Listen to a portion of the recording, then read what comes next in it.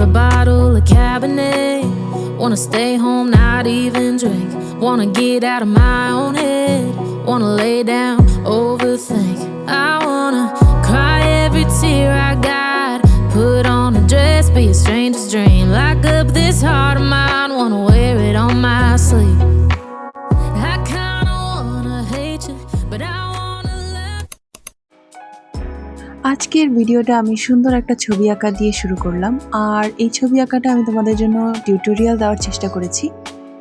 আর এই ছবিটা আমার পছন্দের ছবিগুলোর মধ্যে একটা। এটা আসলে একটা পিয়ানো ড্রয়িং করেছি আমি। আর ছবিটা আমি কলম দিয়ে আর্ট করছি, তোমরা দেখতেই পাচ্ছ। কারণ আমি ছবিটা যে জিনিসটার উপর আর্ট করছি সেটা কি সেটা তোমাদের সাথে শেয়ার না করি। এখন এটার উপরে আমি যখন পেন্সিল দিয়ে আর্ট করার চেষ্টা করছিলাম তখন দেখলাম যে পেন্সিলের দাগটা বসছে না, তাই আমি কলম দিয়ে আর্ট করছি। আমার বোন যখন আমাকে কলম দিয়ে আর্ট করতে দেখলো তখন আমাকে জিজ্ঞাসা করছে যদি ভুল হয় তাহলে। আসলে আমাদের যাদের পেন্সিল দিয়ে আর্ট করার সময় বারবার মোছামুছি করতে হয় তাদের জন্য কলম দিয়ে আঁকাটা একটু কঠিন, বাট আমার বেলায় মোছামুছির ব্যাপারটা একটু কমেছে।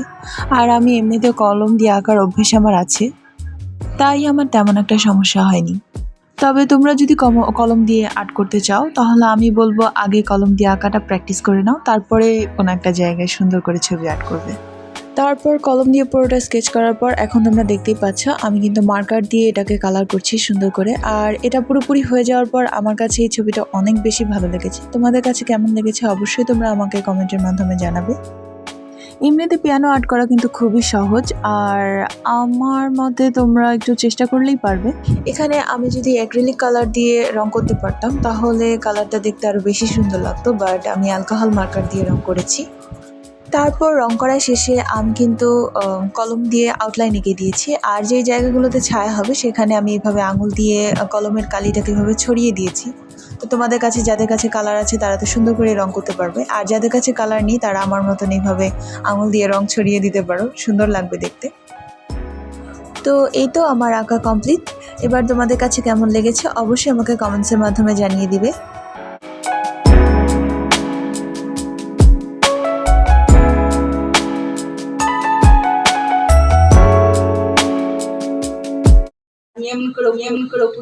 ওই যে দেখা দিছি।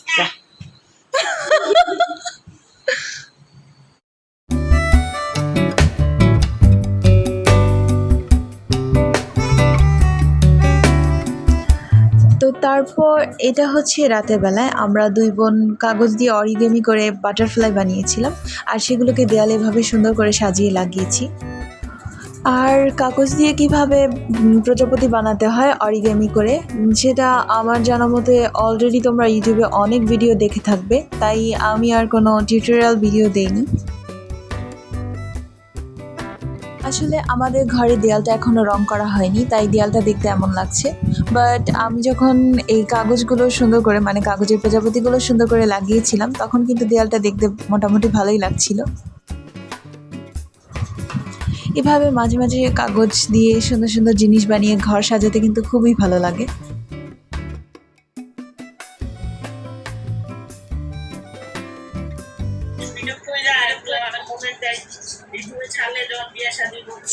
ফাইনাল রেজাল্ট এই সময় রেজাল্ট দিছে আমরা এরকম আনন্দ করছি।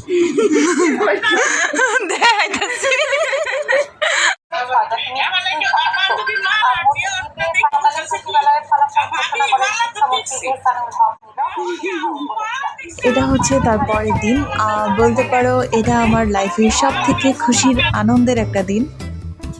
আমার পরীক্ষার রেজাল্ট বের হয়েছে আর আমি পরীক্ষায় জিপিএ 5 পেয়েছি। আমার স্কুলের মধ্যে আমার সবার মধ্যে আমি প্রথম হয়েছিলাম।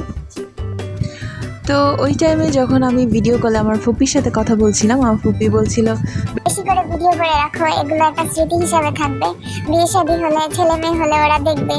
আমি ভাবলাম হ্যাঁ আসলে কথাটা ঠিক, তাই আমিও একটু বেশি করে ভিডিও করেছি। তারপর রাতের বেলায় বাবা আমাদের জন্য মিষ্টি নিয়ে এসেছিল। বাবা আমাদের রেজাল্ট দেখে অনেক বেশি খুশি হয়েছে। তো বাবা মিষ্টি এনে বলছিল যে যারা পাশ করেছে এত কষ্ট করে পড়াশোনা করে তারা আগে মিষ্টি মুখ করুক, তারপরে অন্যদের জন্য আনবো। আসলে পরীক্ষায় পাশ করাটা বড় ব্যাপার, আর ভালো রেজাল্ট নিয়ে আমার আশা ছিল, বাট আমি যে জিপিএ 5 পাবো সেটা আমার এক্সপেকটেশন ছিল না। বলতে গেলে আমি যা আশা করেছি তার থেকে বেশি পেয়েছি। তো তারপরের দিন আমি আবার আম্মুকে বললাম যে আমার রং পেন্সিল শেষ হয়ে গেছে, তাই আম্মু আমাকে এই রং পেন্সিল এই বড় প্যাকেটটা কিনে দিয়েছে। এটাতে 24টা কালার আছে, আর আমি এর আগে 24টা কালার রং পেন্সিল একবারও ইউজ করিনি, এটাই ফার্স্ট টাইম, তাই আমি একটু বেশি এক্সাইটেড।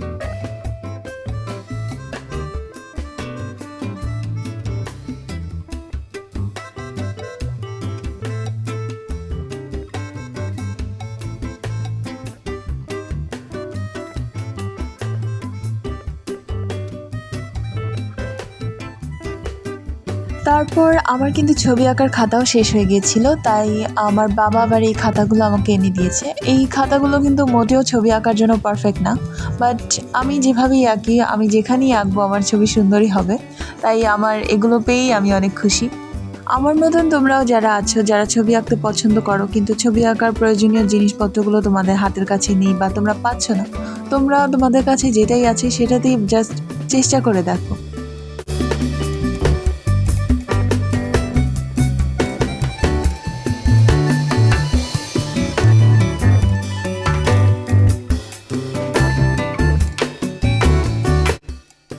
তো তারপর রাতের বেলায় বাবা আবার আসার সময় আশেপাশে প্রতিবেশীদেরকে মিষ্টি দেওয়ার জন্য মিষ্টি নিয়ে এসেছিল।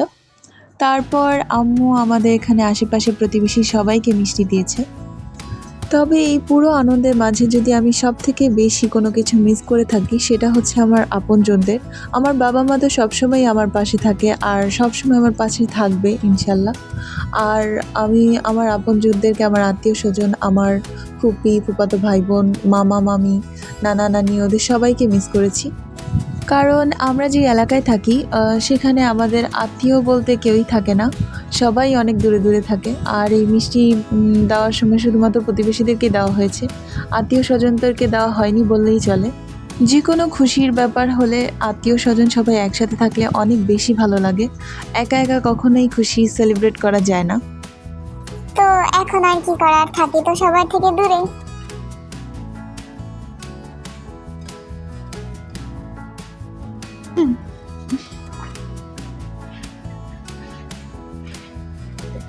নে তোর বিয়ার মিষ্টি দিয়ে। আমার জীবনের এই সব থেকে আনন্দের দিনটা আমি কখনোই ভুলতে চাই না। তো এই সুন্দর সময়টাকে ধরে রাখার জন্য আমি আমার ডায়েরির একটা পেজে নিয়ে সাজাবো ঠিক করেছিলাম।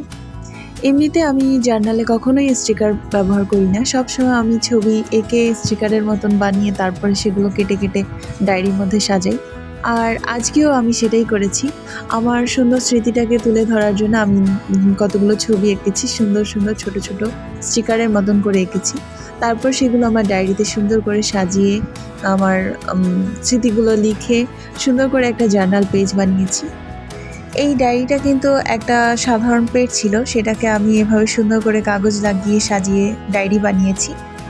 আমাদের যখন লাস্ট ক্লাস হয়েছিল তখন আমি আমার টিচারদেরকে বলেছিলাম যে কিছু একটা লিখে দিন স্যার, যাতে আমি সবসময় আপনাদেরকে মনে রাখতে পারি।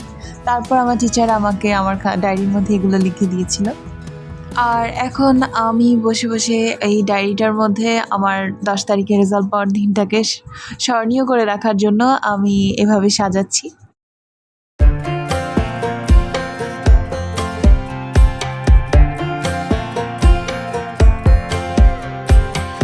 Last time we talked, you had nothing to say. You chose to walk, give what we had away. I hope you get what you're looking for, but babe, with me, you close the door on everything we could have been. Don't go there. তো তোমরা যারা আমার মতন এভাবে journal করতে বা diary লিখতে পছন্দ করো তারা চাইলে এখান থেকে আইডিয়া নিতে পারো। তোমরাও চাইলে সুন্দর করে তোমাদের দিনগুলোকে ডায়েরির মধ্যে সাজিয়ে রাখতে পারো। তারপর এখানে আমি আর আমার বোন মিলে তৈরি হয়েছি স্কুলে যাওয়ার জন্য। আমাদের স্কুলে আমরা যারা ফার্স্ট হয়েছি তাদের সবাইকে সম্বর্ধনা দেওয়ার জন্য একটা ছোটোখাটো অনুষ্ঠানের আয়োজন করা হয়েছে।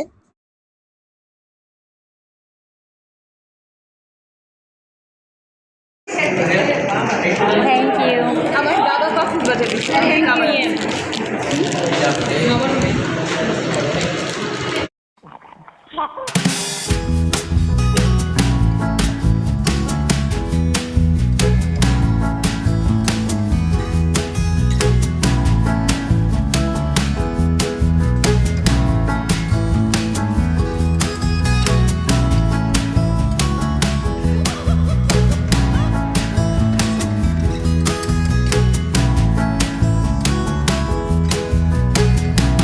শাহাদাত হোসেন ভুইয়া স্যার, সিনিয়র শিক্ষক, কাজী আব্দুল হামিদ উচ্চ বিদ্যালয়। সাভারে আমাদের আরেকটা ব্রাঞ্চ, আমাদের তিনটা ব্রাঞ্চে আপনারা কারিগরি শিক্ষা বোর্ডের আন্ডারে বিএম। তো এখানে অনুষ্ঠানের শুরুতেই আমাদের স্কুলের কয়েকজন স্টুডেন্টরা মিলে আমাদের হেড স্যারকে ফুল দিয়ে সম্বর্ধনা জানিয়েছিল।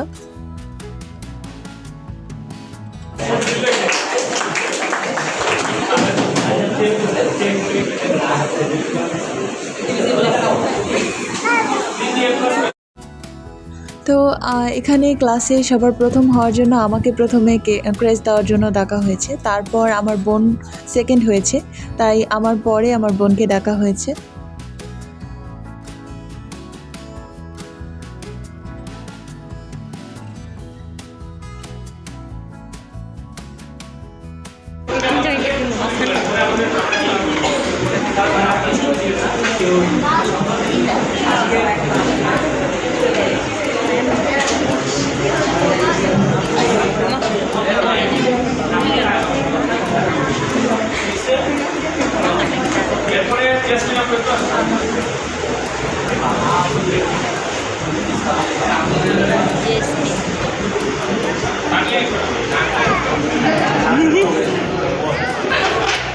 এরপর আমার বোনের পর এভাবে পরপর করে অনেকজন স্টুডেন্টকে এভাবে ক্রেজ দিয়ে সম্বর্ধনা দেওয়া হয়েছে। তারপর আমার বান্ধবীদেরকেও এভাবে ক্রেজ দিয়ে সম্বর্ধনা দেওয়া হয়েছে।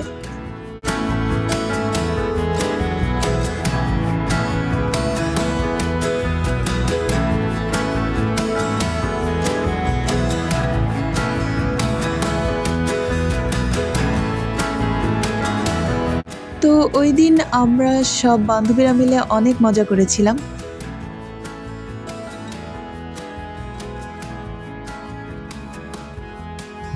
আমরা সব বান্ধবী একসাথে উত্তীর্ণ হয়েছি, সবাই একসাথে ভালো রেজাল্ট করেছি, এই জন্য আমাদের দিনটা অনেক বেশি আনন্দের ছিল। আর আমরা সবাই মিলে একসাথে সেলিব্রেটও করেছি এই দিনটাকে। অনুষ্ঠান শেষে বাসায় আসার আগে আমরা সব বান্ধবীরা মিলে একটা ছোটোখাটো ফাস্টফুডের দোকানে গিয়েছিলাম। আমরা সেখানে ফুচকা আর পিৎজা অর্ডার করে খেয়েছিলাম। আর আমাদের বান্ধবীদের সাথে অনেক দিন পর দেখা হয়েছে, সেই আনন্দে আমরা কিন্তু অনেক মজা করেছি সবাই মিলে। যেহেতু অনুষ্ঠানটা ছিল বিকালবেলায়, তো বাসায় আসতে আসতে সন্ধ্যা হয়ে গিয়েছিল। আর সন্ধ্যার আকাশটা দেখতে অনেক সুন্দর ছিল, আমি যেতে যেতে ভিডিও করছিলাম। তুই ঈদের চাঁদ পালি কোথেকে? এখানে সুন্দর একটা তারা দেখে আমি ভিডিও করছিলাম, আর আমার বোন চাঁদও দেখে ফেলছে। কি জানি, আমি তো কোনো চাঁদ খুঁজে পাই। তো যাই হোক, সব মিলিয়ে আমার এই কয়টা দিন অনেক বেশি সুন্দর কেটেছে। আর আমার এই সুন্দর দিনগুলো আমি কখনোই ভুলতে পারবো না। তো আজকে আমার ভিডিওটা এই পর্যন্তই। আর তোমাদের এসএসসি রেজাল্ট কেমন হয়েছে চাইলে আমাকে কমেন্টসের মাধ্যমে জানাতে পারো। আর এই ভিডিওটা যদি ভালো লাগে থাকে তাহলে প্লিজ লাইক করতে ভুলবে না। আর যদি আমার চ্যানেলে নতুন হয়ে থাকো তাহলে প্লিজ সাবস্ক্রাইব। আজকে এই পর্যন্তই, by. Last time we talked, you had nothing to say. You chose to walk, give what we had away.